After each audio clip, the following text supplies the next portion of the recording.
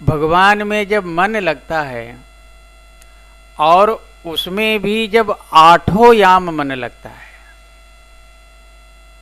देखिए मन लगना और आठों याम मन लगना और चरण में मन लगना, ये तीनों अलग अलग विषय हैं। इससे मन परम अनुरागी हो जाता है। मन भगवान को ही पाने का चिंतन करने लगता है, अथवा ये कहिए कि वैराग्य का श्री गणेश हो जाता है। उस अवस्था में ठाकुर जी की जो माया है वो झूठी लगने लगती है और उनका जो नाम है और उनके नाम में जो रस है वो उसकी सच्चाई सामने आने लगती है। आप देखिए प्रहलाद जी ने भगवान का नाम लिया और लाख मना करने पर भी इसको नहीं छोड़ा।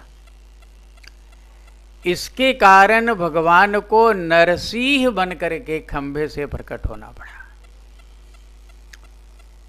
आगे का प्रसंग कहने की जरूरत नहीं है।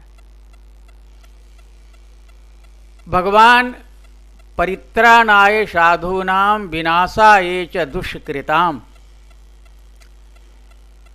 भक्तों को सुख देने के लिए और दुष्टों का संहार करने के लिए, विनाश करने के लिए। इंद्र का एक पुत्र है, जयंत नाम है उसका, कौवा बन करके आया और माता सीता के चरण में उस समय चोंच मारकर उनको क्षतिग्रस्त कर दिया जब वो ठाकुर जी के साथ दंडकारण्य में लीलारत थी।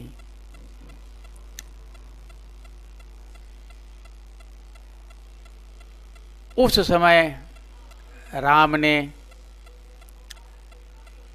जो नारायण ही राम रूप बनकर के लीला कर रहे थे और वो जयंत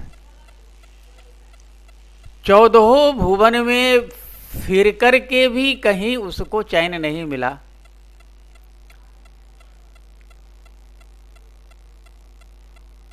और नारद जी के कहने से वो अंत में उन्हीं प्रभु श्री राम के शरण में आया और तब ठाकुर जी ने उसको एक आंख का काना बना करके उसका परित्याग किया।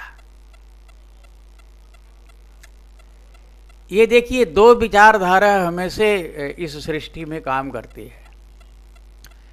एक दुष्टों की विचारधारा और एक भक्तों की विचारधारा। भक्ति के मार्ग में चलने से क्या होता है और भक्ति के विपरीत मार्ग में चलने से क्या होता है, ये स्वयं को निर्णय करना पड़ता है। ये person self have to decide that on what path you that have to go and such person have to go। उस व्यक्ति को किस रास्ते से चलना है। अब देखिए, लोमस ऋषि हैं जो कागभुसुंडी जी के गुरुदेव हैं।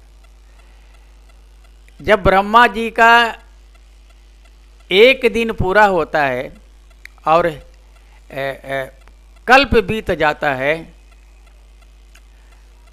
और कोई कोई संत तो कहते हैं कि ब्रह्मा जी का जब 100 वर्ष पूरा हो जाता है तो लोमस जी का एक रोया झड़ता है। इतने चिरंजीव हैं और वो भी भगवान के भजन के बल पर, और वो भी बट वृक्ष के नीचे रह कर के भजन करते हैं, महल में नहीं, मकान बना करके नहीं, कुटी में भी नहीं, बट वृक्ष के नीचे भजन करते हैं। जैसे हमारे शंकर भगवान बट वृक्ष के नीचे हजारों हजार वर्षों तक समाधि लगाते हैं।